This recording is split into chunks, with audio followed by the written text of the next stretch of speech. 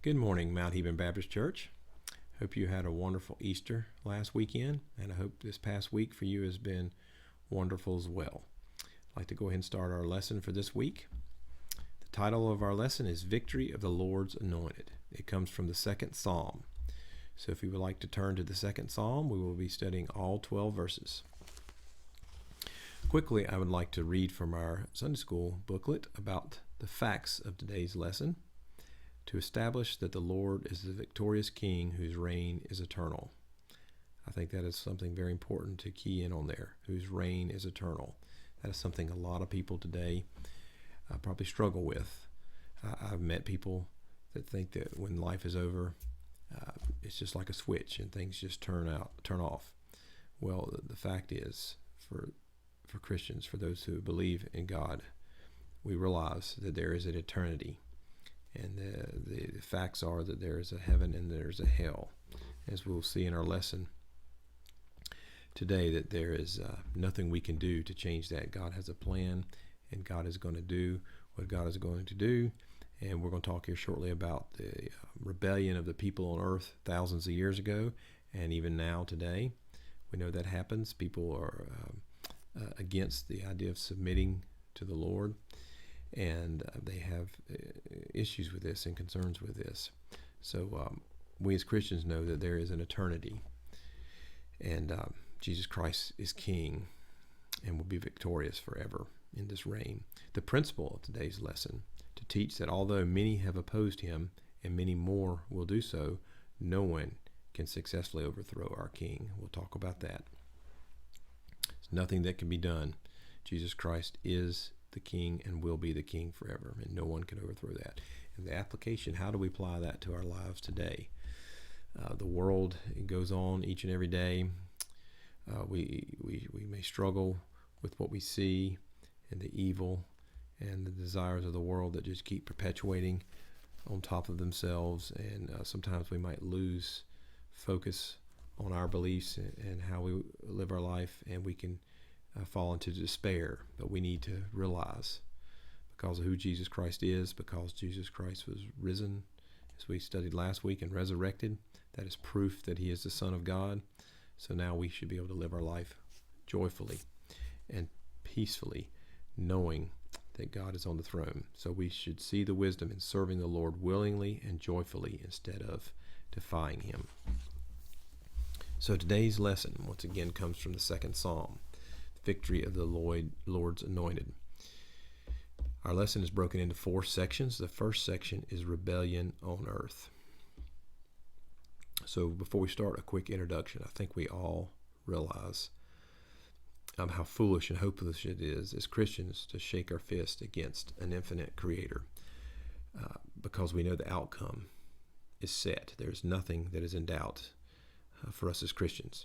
I think we all know, if you want to use the analogy of a sporting event, teams against each other or individuals against each other, there's always a doubt of who's going to win.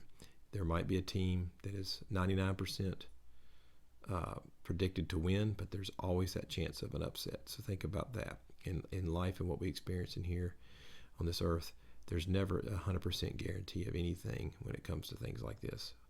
So we know that in our omnipotent creator, there is no doubt in the outcome. There is no doubt. There's nothing we can do to change it, as we will see. I use a little example from pop culture real quick. From the Star Trek universe back in the 80s, there was this race of creatures that the Enterprise crew discovered, and they were called the Borg. And once the Borg learned to speak English, they had a phrase, resistance is futile. And what the crew of the Enterprise realized, that for millennia these Borg were going through the universe, and every single culture or creature they encountered, they were able to conquer and assimilate. And they had that expression, resistance is futile.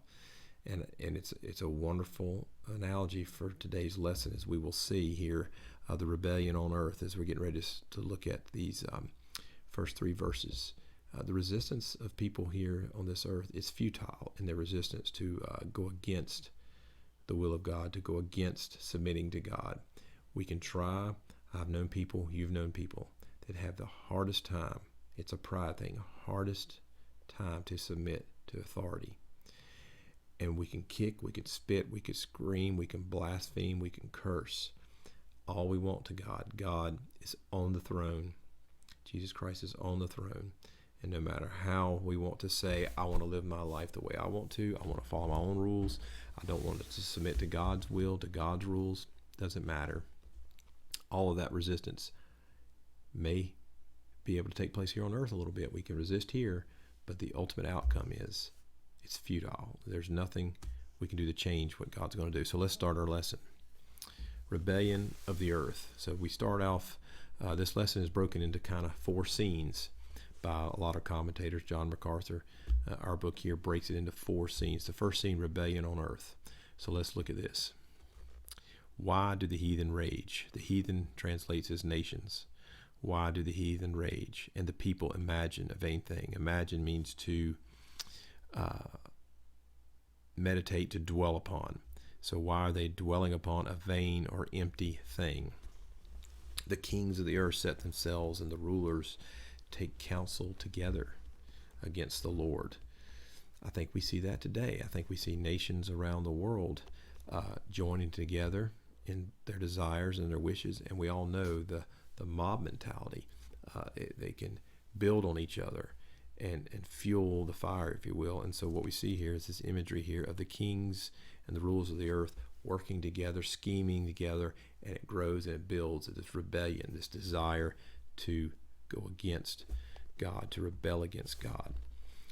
I think, governments of the world, over time, we could probably look at this country over the last 100, 200 years, and we could see over time things, even though this country was founded upon Christian principles and ideals, and surely Christians were in our government at the founding, as there are Christians now in our government serving, doing the best they can. But overall, we can see laws and rules and things passed across the land for the last hundreds of years that show that there is a rebellion against God. There's a rebellion against this ultimate authority that is God. So it's evident thousands of years ago during this time, and it's evident now that there is a desire to rebel.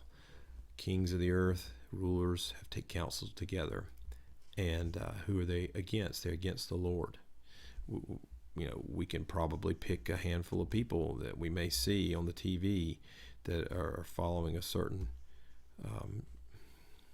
mentality or agenda, and they all have the same beliefs, and they are against things of God. They're wanting to pass laws or do other things that are against God all around the world. And so what we see here in this context, David is the author of this. Sorry, I failed to mention that. But in Acts chapter 4, there's some quoting of a couple of these verses here that are attributed to David. So this is David setting the scene here of this rebellion. I think he's amazed about the people of the day and how they are rebelling against God. So they're rebelling against the Lord and against his anointed. So the interpretation of the anointed here in verse 2, in some commentaries may refer to David possibly, but ultimately the best translation or the best reference here is that this is Jesus Christ, the anointed one, in the future. That is who this is referring to. So the kings of the earth and rulers are working together to go against the Lord. It's a natural desire. And what is this desire? Let us break their bands asunder and cast away their cords from us. I think all of us as Christians know, and we have joy in our hearts to know that we serve a God who has rules and rules over us, and we are willingly joyful. There's joy in our hearts, and we are willing to submit to God. I think the Christians see this as a positive thing.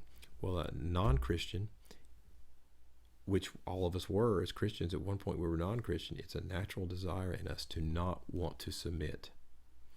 And so here we see, let us break their bands asunder and cast away their cords.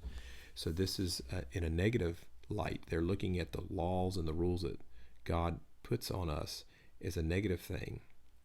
John MacArthur refers to them as the yoke bonds, as opposed to the love bonds that really, as a Christian, will look at these rules and regulations and the will that God has for us, we as Christians don't look at it as a negative. We look at it as a positive, where these people here, as they were rebelling, to summarize this, they looked at this as a negative sense. They were looking at the desire of God to have his will on our life as a negative thing.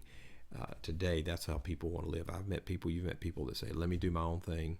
It's a relativity. Let me do what I want to do. You do what you want to do. What I do is okay with me. What you do is okay with you. The first thing we have to understand as a Christian is we submit to an absolute authority. There are principles in nature that deal with absolutes. And there is nothing, going back to what I said earlier, resistance is futile. There is nothing that you can do when it comes to an absolute. There's nothing you can do. In thermodynamics, the principles that were developed in the 1800s, Einstein said later that there was nothing that could be done to change those. They were the most enduring principles. There was nothing that could be changed. Mendelssohn, I think it was, when genetics started being founded and they were doing all kinds of experiments, he said there are absolute barriers that cannot be broken when it came to genetics and DNA about 100 years ago. So they're just absolutes in nature that cannot be broken. And that's what people have a problem with, submitting to this absolute. So there's a wickedness in humanity, as we see here. David is referring to these people of the earth, the rulers of the earth, that are fueling each other's desires to rebel. People hate God. This evil drives them to hate God. So now we see the response in heaven. Let's look at verses 4, 5, and 6. This is the second scene. The first scene was on earth that David's described. Now David is responding or describing a response in heaven. I think this is very interesting. He that sitteth in the heavens shall laugh. The Lord shall have them in derision. Then shall he speak unto them in his wrath, and vex them in his sword of displeasure. Yet have I set my king upon my holy hill of Zion. I think of the analogy of an ant trying to throw its little leg up against a human being's foot. I think we all would agree that a human being would laugh at the intent of an ant to say, I'm going to resist this foot to squash me.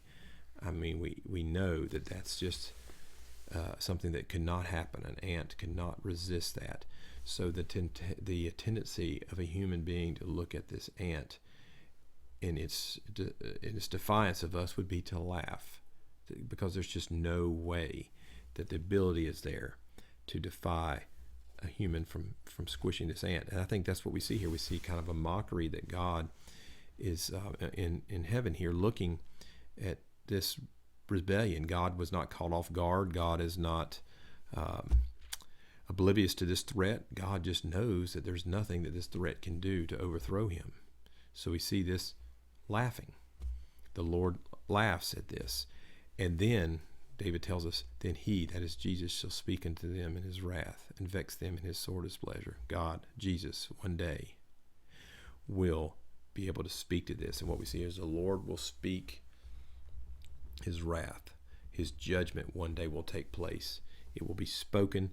And now all this pride that we see, this pride of people wanting to rebel against God, now when the wrath is spoken, look at that word, he shall speak unto them his wrath. The judgment will be spoken.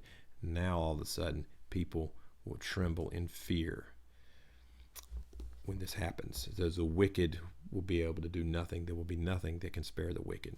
Once again, resistance will be futile. There's nothing that can be done to spare the wicked.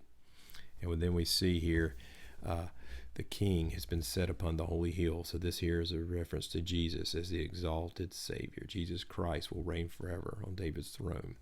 So to summarize here, we see this divine wrath one day will come, and the divine king will reign. And the feeble attempts of the humans, the sinful humans that are non-believers, these feeble attempts to overthrow, to rebel, will be squashed. So now there's this anticipation of God to defeating this human rebellion. So now let's switch again to scene 3. Now it kind of goes back to the earth. It was on the earth, this rebellion, then it went into the heaven, and God's response to laugh, and to talk about David talking about Jesus Christ coming and speaking his judgment and his wrath to overthrow this rebellion. Now back into the earthly scene here, righteousness on earth.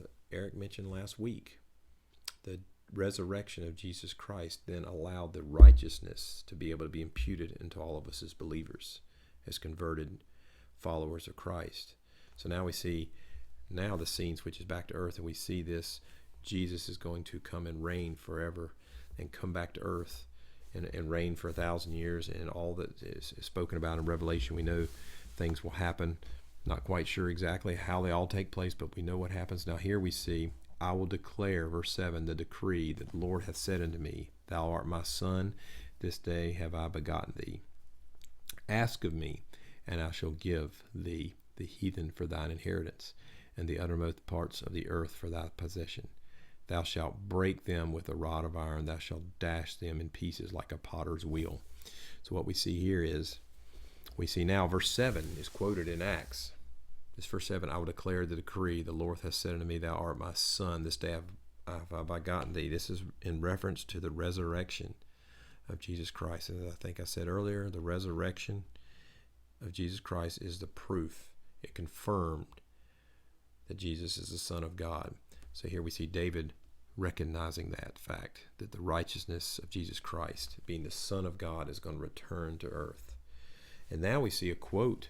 David is quoting Jesus, talking about what God's saying this. So God is quoted, Ask of me, and I shall give thee the heathen for thine inheritance, and the uttermost parts of the earth for thy possession. So now we see the ultimate reign. God is quoted as saying, I am going to give Jesus Christ complete dominion over the heathen. Verse 8 refers back to that word heathen at the beginning, the nations, the people, the rulers. When he returns, he's going to be given utter, complete, absolute rule and reign over these people to the uttermost parts of the earth. And what is amazing to think about, once again, resistance is futile. There is nothing people will be able to do to fight against it. And look, the imagery here is beautiful, brilliant imagery. We all can understand and appreciate this. Thou shalt break them with a rod of iron. Thou shalt dash them in pieces like a potter's vessel. So the imagery there is, I think we all can appreciate, a piece of iron is going to smash a pot of clay. I think all of us know that this will happen. There's nothing. I mean, surely you could take a big pot of clay and maybe a small piece of iron and dink on it and not break it. But the imagery here is not that. It's a piece of pottery and a rod of iron, a large, powerful, strong rod of iron that can be smashed onto that clay, and that clay vessel has no chance. So the imagery here, to summarize here, is the wickedness seem to have their way on this earth. So for all of us, as we go to work this week, the things that we do, we can get discouraged. And that is tough. I've seen it. You can watch the news. There have been a few things that have happened in the Burke County, Catawba County area the last decade. There have been some things that have come out that are just almost hard to believe and reprehensible. Not to go into any details, but there are a few things that have happened around here that have been very upsetting to me and other people that I know that have happened. And you can get caught up in this and realize that the wicked has its way in the world right now. But I think a wonderful way of putting this is the wicked will have its day. A day is a finite time. Eternity is forever. Of course we know. And so the wicked will have its day. And that's what's happening now. Now we're living in the day of the wicked. And tomorrow, next week, next year, do not get discouraged. We said at the beginning, we need to have the joy in our hearts knowing that God's will is going to take place, that we can obey God, live by God's rules. Let that joy penetrate our heart, knowing, yes, the wicked is having its way, but the rod of iron is going to destroy the pot of clay in the future. So hopefully that's encouraging to you. It's encouraging to me that even though the wicked has its way in the world, one day it will end. It might be next week. It might be 5,000 years from now. But for me, If I'm alive when it happens, fantastic. If I'm not, it's the idea knowing that resistance to God's ultimate plan for eternity is futile. There's nothing that the men of earth, nothing that Satan and his dominion can do to resist the plan that God has for the eternity.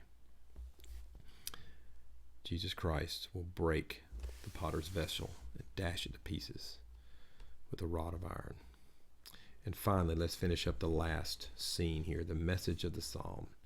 Be wise, now therefore, O ye kings, be instructed, ye judges of the earth. Serve the Lord with fear, and rejoice with trembling. Kiss the Son, lest he be angry, and ye perish from the way, when his wrath is kindled but a little. Blessed are all they that put their trust in him. So we know God's a loving God. So we've talked about this. We've talked about the rebellion. God is looking at these people that rebel and eventually come to their senses and submit to God. God takes into the fold. Those that don't and continue to rebel, God lets them rebel. And ultimately what is happening?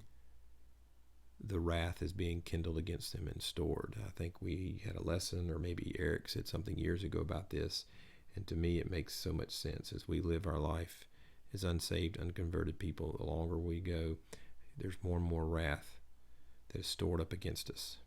More and more and more and more. And it's regardless of whether we're going to get saved or not one day, the wrath is being kindled against us. And the day that we are converted, we all know what happens there. That wrath has been pardoned and forgiven and will never come to be. But for those that continue to live that way and die that way, that wrath, as we mentioned earlier, will be spoken to them.